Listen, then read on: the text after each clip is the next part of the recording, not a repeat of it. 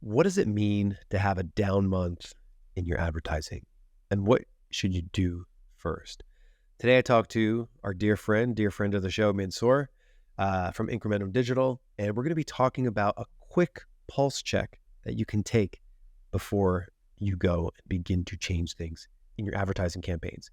Welcome, everyone, to the PPC Den Podcast. My name is Michael Erickson Facchin, and this is the world's first and longest running show all about Amazon advertising to make your Amazon PPC life a little bit easier and a little bit more profitable. We have a full-on checklist of almost every one of our episodes organized and categorized for you. You can get this checklist in the description of any episode. Have a good one, and let's jump in. I've launched campaigns and picked keywords. I've got my bids, set placements too.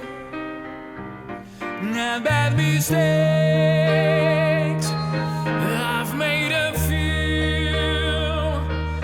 I've had my share of wrong keywords, but I've gone through. We are the PPC Den, my friends, and we'll keep up the rising to the end. You two are the PPC Den. We talk about Amazon. No time for ACOS, 'cause we fix the gambits of the world.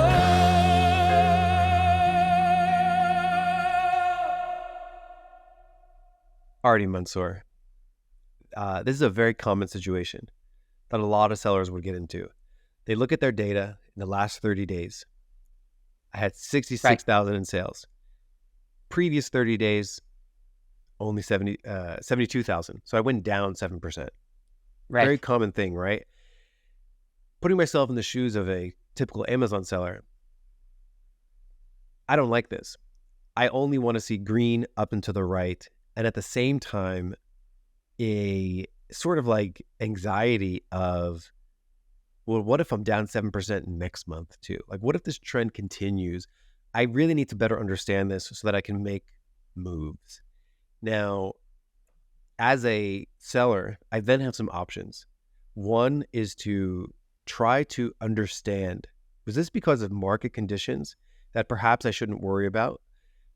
Or at least categorize in a particular way that it's a sort of a market thing? Or should I begin to go straight into my advertising campaigns, begin to pause things, begin to add new ones, add a zero to my spend budget, increase my bids 25% across the board? Like, which path should we take? And this is the question that we're going to be answering today. And Great. I love this question because it's real. Like, a lot of times humans are emotional creatures. So we have an emotion that comes up when we see numbers. So having tools and data from Amazon could help inform our next actions so that we're not just acting emotionally. So I think this is a very common question people have. I'm down. Why am I down? Is it me or is it the market? So there's fluctuations. Is it just due to a normal fluctuation, or is the market growing and I'm shrinking? Those kinds of things. So Right.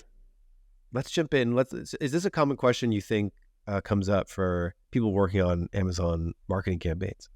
Honestly, I love this question, and it is a great question, as you mentioned, because we see this a lot from not only brand owners, from managers that's managing the ads that, okay, I see this is the trend, this is the downward trend. And of course, this question rises when the trend is downward, right? When Right. everything going up, you don't ask this question, which is wrong. I'm going to mention why that you have to ask this question in every situation. So as you mentioned, Michael, there is fluctuation in the market. The first mistake that we are doing right here is that we are comparing last 30 days to previous 30 days. Our mistake would be if we make a judgment from here. This is the first step. You shouldn't judge because you mentioned there's fluctuation in the market. The demand is varying month over month. So the first answer, the first thing that we have to look into, what happened in the market in this 30 days compared to previous 30 days. Maybe demand went down, you're down. Okay, so everything is good. Maybe demand went down 10%, you went down 7%. Good job. Like you are doing a good job. But maybe demand went up and you went down. Then you have to be worried that what is going on, where I am lagging. And the last scenario that it doesn't happen much often, but it should be looked into. Yes, you are growing 7%, let's assume. Did market grow 7% or grow 15% and you are staying behind? So these are the questions we need first to answer before looking to anything. And I guess this is a question that brand owners first need to ask and learn how to look at the data. Plus, advertising managers also, right? Instead of jumping into the campaigns, starting to do the changes, go top of the funnel, go look at this overview of the market, what's going on, and start going down the funnel the campaign should be the last thing that you are looking into. Exactly. It's true, because even when the numbers are good, so like, let's say this was flipped. Let's say I was at 66,000 and now I'm at 72,000, as opposed to sinking from 72 to 66. Imagine if I gained, you'd still want to know, like, did the market grow 50% and I'm just like growing a paltry 7%? Like, these things are really important to know that should inform your strategy. So it's really like the more data points you have to get a pulse on things. So when something like this happens, and by the way, I just remembered why we don't have year-over-year data. It's actually a new brand. So we actually don't have year-over-year data yet. So which is even more critical to understand. Like, it's even the importance of understanding trends is even more valuable in your first year, because you want to just see, how is my first year going? So like, we're constantly trying to check the temperature of how, like, our market penetration for this first year. So we already laid down 3 tabs here, right from Amazon. We've got the category insights, we've got the product opportunity explorer, and we've got brand metrics that we're going to be sort of doing a quick tour of to get a pulse check. So if we almost make this episode that pulse check, I think it'll be really valuable to sort of just, Amazon sellers, they're short on time. So we're looking for that pulse of, like, what is the market doing? So let's jump into, where would you like to jump in first? Should we jump into category insights, product opportunity explorer, or brand metrics? I usually start from category insight. And the only thing that you have to pay attention here, in category insight, you don't have access to all the subcategories, right? Amazon provides you some categories. So if you are looking at a certain category, you got to make sure, like right now, Michael, you are looking for a skincare. Let's see if we have a skincare here. So we search for a skincare. Okay. So we've got beauty personal, skin moisturizer, health personal care. Got a lot, all the way down to dog, hip, joint care. So I will tell you that this is sort of like a skin moisturizer. Okay, good. So in a skin moisturizer, we could say that, okay, this is pretty close. Is this for facial? It's on your face, yep. Okay, that's great. If you find the category that exactly kind of is your product, which is good, that's great. Other than that, category insight might not be useful in this step, because you are looking at a category with different type of products. Right. So that is what you have to be careful about, because you don't want to judge based on different type of products along with your product. So that's first thing to understand here. Right. Sometimes I'll see, particularly camping is really good at going to the niche, right? So like, I've got such incredible specificity when I just know camping as an example, whereas skincare, I get kind of there. I will say that, just because I know this brand, we have facial moisturizers and we have like vitamin C serums for your face, Right. which are not kind of moisturizers. So I totally, it needs to be considered when we look at this. Exactly. Okay, so we have facial moisturizers. From here it's pretty simple. We go down, we are going to look at, we have two things, right? In the demand section, Amazon shows us two graphs, units sold, net sales. Now you are looking at the view of last 12 months. It shows you the month over month units sold and net sales. If your data, you're comparing certain months, certain whole months with, for instance, April with March, you can check from here and see what happened from March to April, for instance, in the graph.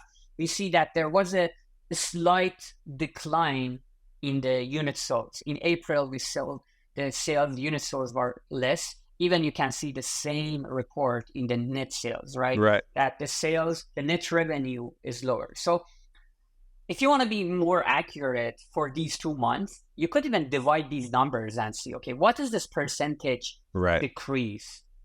Then it's going to give you a kind of estimation of what happened in the market and are you aligned with it or not? That's the first step I look. Let's talk about a very practical example, right? It's May 30th. We're recording this. Right. Man, like May's data is delayed. Like current month that you're in looks really delayed. Now, we're looking at April, which is fully complete, 3.2 million units sold. And then May, reported on May 30th, is 1.8. Now, do we look at this and say, oh, wow, the market got cut in half? Or do we say Amazon's data takes time to process? Great call out. Very important. Neglect the first month that you see in the graph and the last month. They are completely wrong. I have checked this. So these 2 months, it happens to be the May 2023 at the beginning of the graph, May 2024, even May 2023 is wrong. So first and end of the graph, don't think about that. Don't bring it to your calculation. Interesting. So, Amazon processes a lot of data, and there are sort of quirks that you need to consider when you look at this data. And you're absolutely right. I was looking at May 2024 when we're recording this, the current month, even though we're just about done with May, it's still half of what it was in April. And I know that the market didn't get cut in half. At the same 100%. time, May 2023 is also sort of cut in half. I wonder if it has something to do with, when they run their data poll for like last 12 months. They're also I believe so.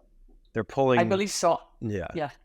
Like we might only, it doesn't necessarily, but I imagine like there's only data up to May 10th. I don't know, like May 15th or something.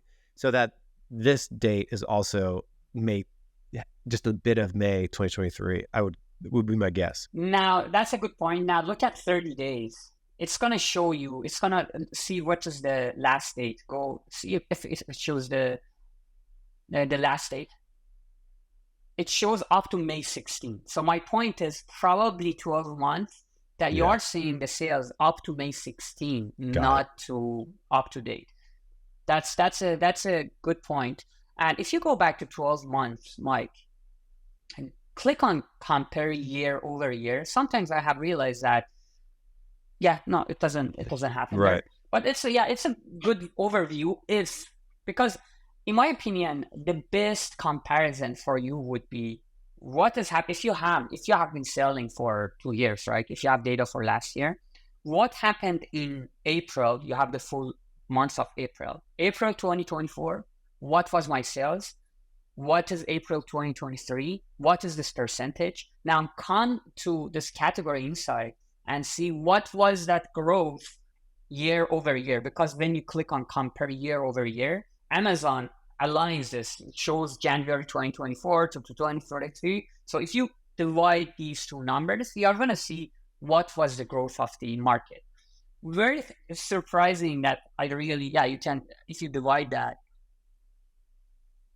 So a 33% increase. 33% increase. Now, interestingly, I have a theory that I was wondering why Amazon doesn't show me comparison year over year for net sales. Yeah. That is where we want to be, because I'm like, okay, sure, the units sold, maybe they increase, but what if we have more brands selling and they are bringing the price down with lower price? Units went up, 100% correct, but you might see the net sales hasn't gone much up, maybe 6%. Unit sales increased 30%. My theory would be that probably if you check the net sales, there is a good chance the improvement was, the growth was 6%, 7%, not 30%. Right. Interesting. So right away, if I am this Amazon seller, my sales are down 7% month over month. And even though May isn't fully settled yet, I can make a pretty reasonable assumption that because January was up, from 2.5 million units sold to 3.2, February from 2.2 to 2.9 million, March from 2.5 million to 3.2 million, April from 2.2 million last year to 3.3 million. There's almost like an extra, million sales nearly every month. I can make a safe assumption that it was possible that there were 1 million sales as well in May 2024 versus 2023. However, I don't quite have May settled yet, so it's going to be difficult for me to know exactly. If I click on the 30-day time frame and I were to like sum all this up, I might be able to get a pulse check on like how many were sold in May, but it's not. So actually that is where, if I want to look at more recent data, I move on to we have two other options, right? Yeah. Product Opportunity Explorer, because Product Opportunity Explorer might be just a week behind. So let's go to exactly the products, like facial. Let's do it. Yeah. So we're going to search for, now while you are pulling that up, the good thing, difference about Category Insight and Product Opportunity Explorer is that in Product Opportunity Explorer, you can dive in exact niche that you are looking for, right? Amazon, got it. Any keyword that you are searching, Amazon will show you all the niches. And what you are doing here, which is pretty cool, searching by the ASIN, it's faster than going with the category. Right. So I just typed in the ASIN and we've got a whole bunch of information, which took me out of the niche view and took me into the ASIN view.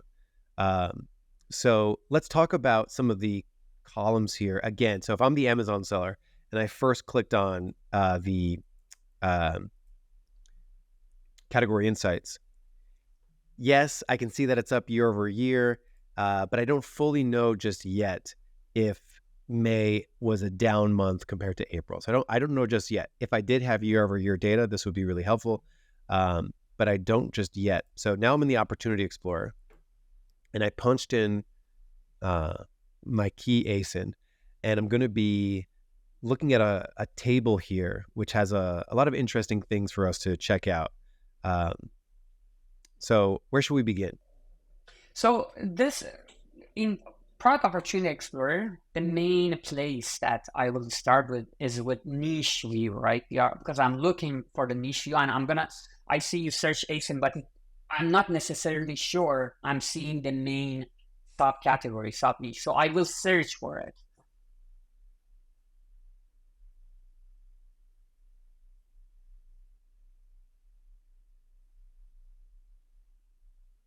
There we go. Okay. There you go. There you go. Vitamin C. From here, what it would be important for me to make sure I'm choosing the closest niche to my product, right? Right. Meaning the products in that sub-niche, subcategory are pretty much my product that we are saying. Just looking at data here in the table that Amazon is showing us, it shows you the number of top click products, 28. You have the total search volume. Few things that you can see here. Growth past 180 days, you see 5% is growth past 6 months compared to previous period. Not necessarily you could judge anything from here because you're comparing different 6 months compared to different months, right? They don't do the year over year. Yeah, they don't do. year over year. But here is next one is past 90 days. We see that 9%, 9.45% decline. So kind of we are seeing a picture that seems like the demand has been gone compared to previous 3 months, which still we are looking at different time of year. So if we click in the customer in that sub niche, we are gonna go to the tab, very useful tab called Trends, right? In Trends, the difference here will be that it's gonna show you you're gonna look at the search volume here. You are not looking at the clicks, you are not looking at the sales or units, it's search volume, and it's gonna give us some indication of what's going on. From here, what do you think, Mike? What is your... Let's take a look. Yeah, okay, first of all, we usually see 1 year. For some reason, we are seeing, I guess, like just a month and a half or something here. We're recording this on May 30th, and I clicked on that particular niche. We're looking at the trends, and I only see back until the first week of April. Right. Now, first week of April, I saw 172,000 searches. Then I'm just going to go week by week. So 172,000. 164,000, 163,000, 166,000. Now we get to May, and I have 163,000, and then I have 131,000. So that's a big dip for that particular week. And then 160,000, and then 161,000. So compared to April, we were riding at 170, 164, 163, and then the most recent 3 weeks, I've got 161, 160, 131. Now, 131 is a big anomaly. It looks incredibly low. That's a difference of, 18% dip in search volume.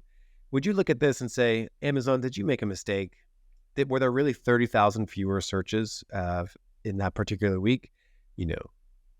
I wish we didn't have to even ask this question.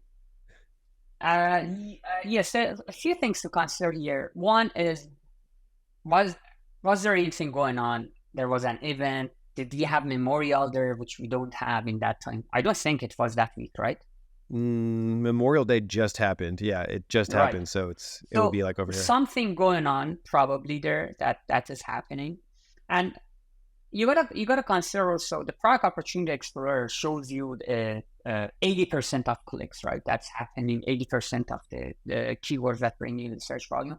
Usually, I don't question it unless it is very, very I don't know. It is out of somewhere. There is a sharp move here. I would say probably that could be the reason something happened. We don't know yet what happened, right? Again, you're getting just to this direction of exploring and finding out what's going on. So we can see generally, even if that sharp drop wasn't there was a decline compared to April. I see drop. Yeah, and I would say the search volume change, from 170,000, 165,000, 164,000 down to 161, 160.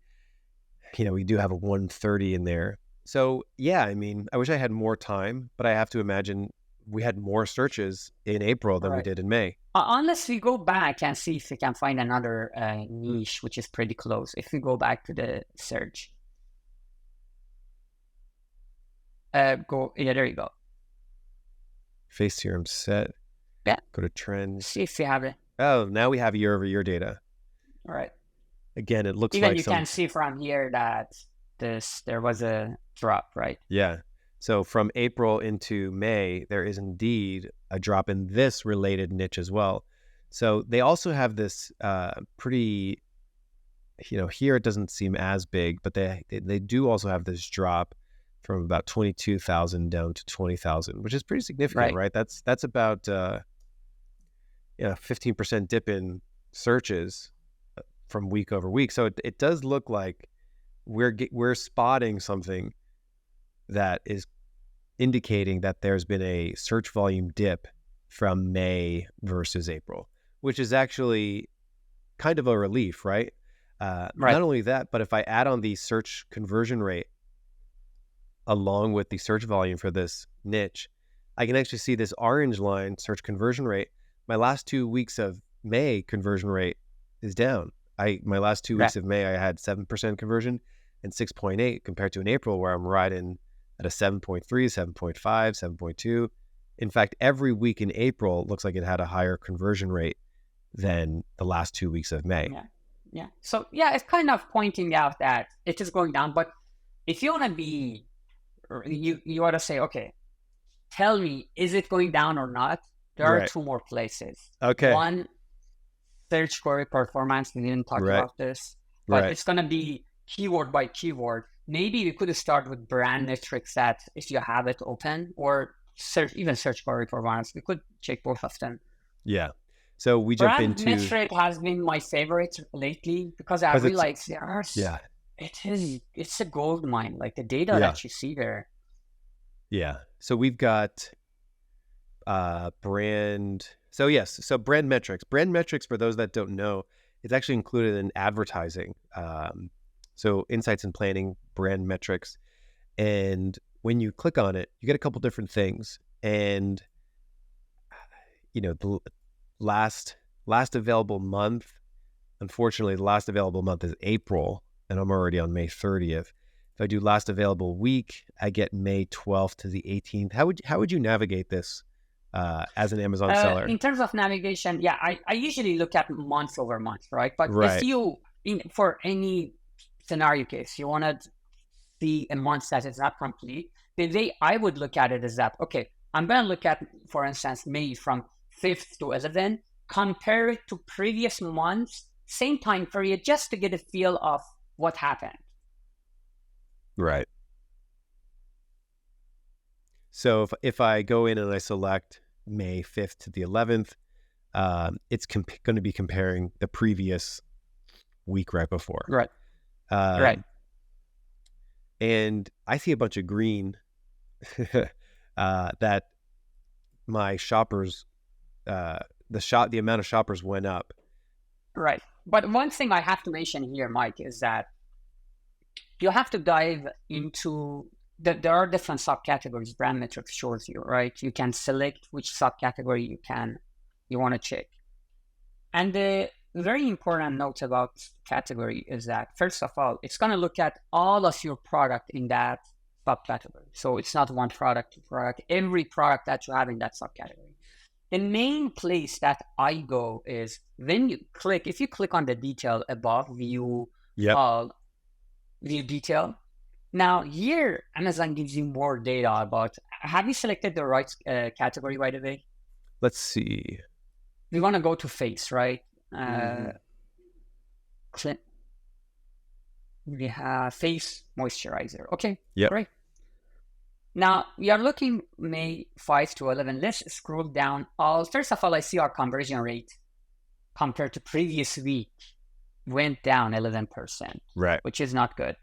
We saw that declining category conversion rate as well. Maybe it's aligned with that, right? But if you scroll down all the way, funnel performance metrics, right? Yes, there are few things here.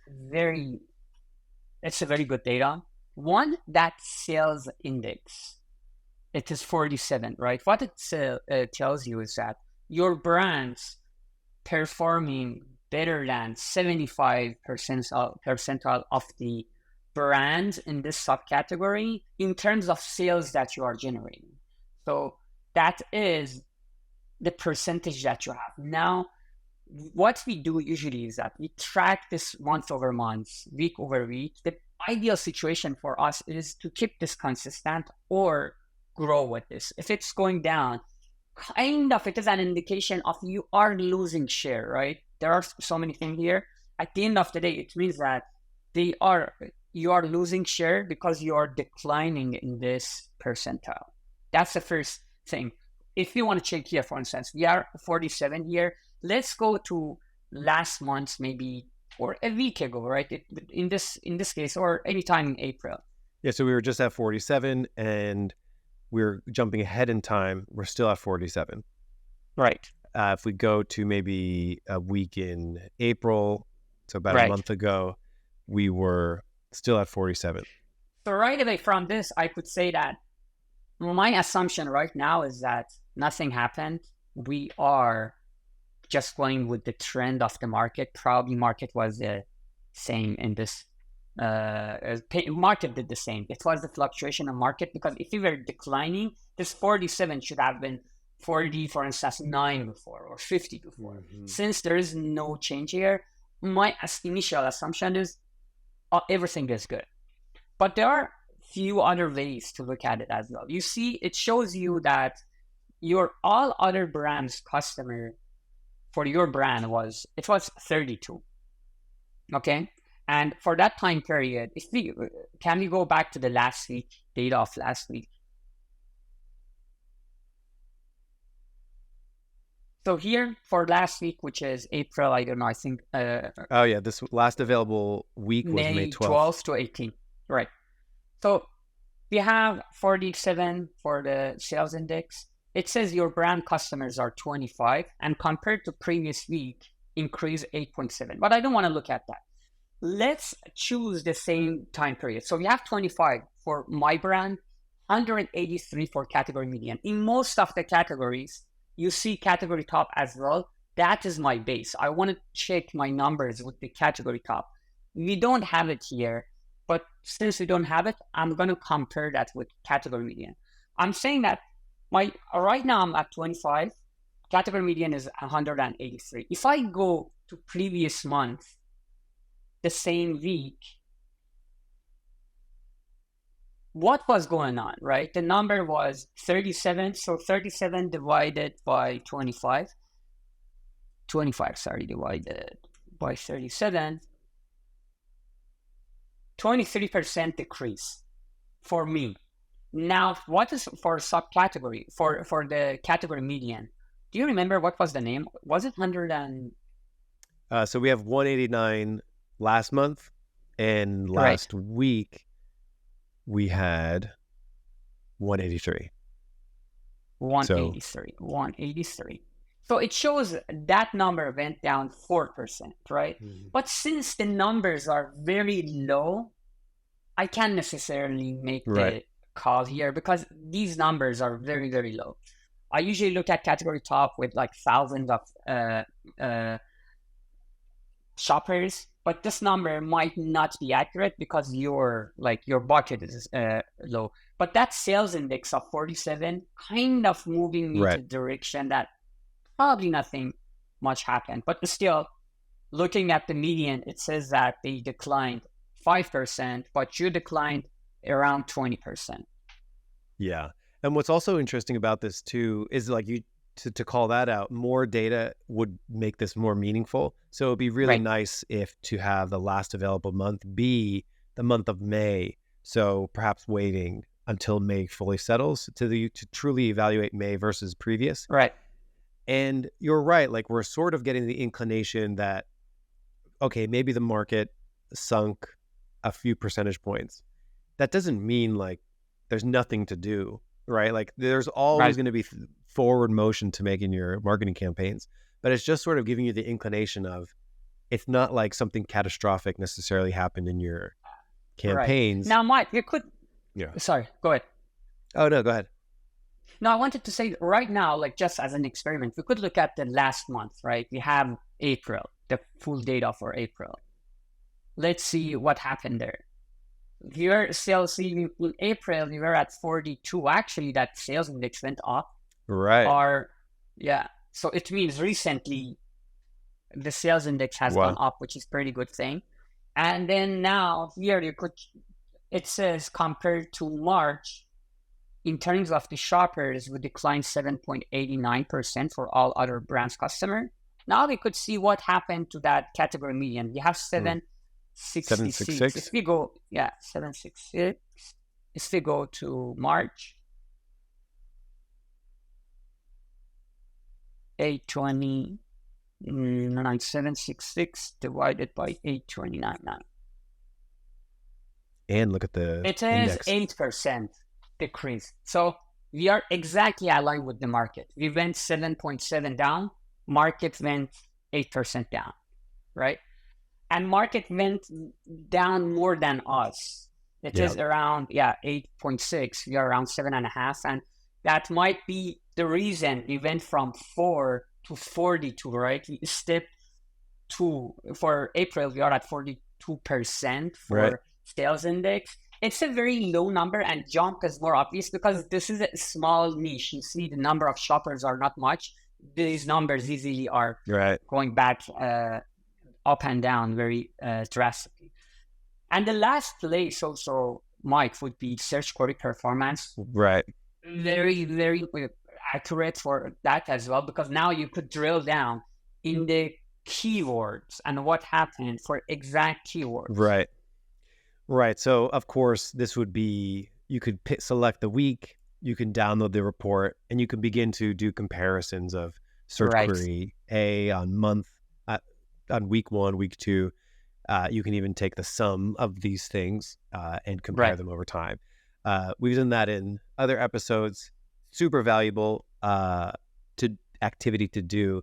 But for right now, to sort of round out this episode, I think for a typical Amazon seller, what we just did over the last 30 minutes or so gives them the pulse check of, okay, maybe there's something going on with the market, and that 7% isn't necessarily a result of something that I did. I don't need to go and dramatically change my strategy. That being said, it's not like there's nothing to do, because in a perfect world, if the market goes down, a couple percentage points, like we're sort of sensing here, like market went down about 7%, I went down about 7%. What could have made that? The questions that are coming up for me is like, what could we have done to maybe make us go down 0% so that the market goes down, but we stay strong? So we are actually gaining market share so that when the market bumps up again, we're actually further ahead than if we, were our consistent, 47% brand index, right? So talk to me just about, like, if you're recapping the month of May going into June, what kinds of things are you going to maybe do differently based on our situation? Right. So to simplify, if you want to bring more sales, what do you need to generate even sales? You need traffic, you need conversion, right? For the conversion part, that it's everyone knows, go change, do A/B testing, improve your SEO, improve your photos, all those stuff that we are considering that we are doing. So it's on the side. Now we are talking about the traffic part, right? The first rule of advertising, in my opinion, is that just align your spend with the market demand. If you want to stay where you are, if you want to have the same market share. So that's the first rule. If market goes up, increase your spend. If it goes down, decrease your spend. If you want to stay the same and have the same return on investment, right? Have the same topos. If this equation, for any reason, kind of is not there, your topos might go up or your market share might go down. So that's the first note. Now you might say, okay, sure, I don't care. Market went down 7%, but I want to increase market share. Well, the next question becomes that, okay, are you okay with increasing your topos, right? Because for sure, because what we are going to bring more traffic. What it means, you want to bring market share, you want to bring more traffic that you usually getting.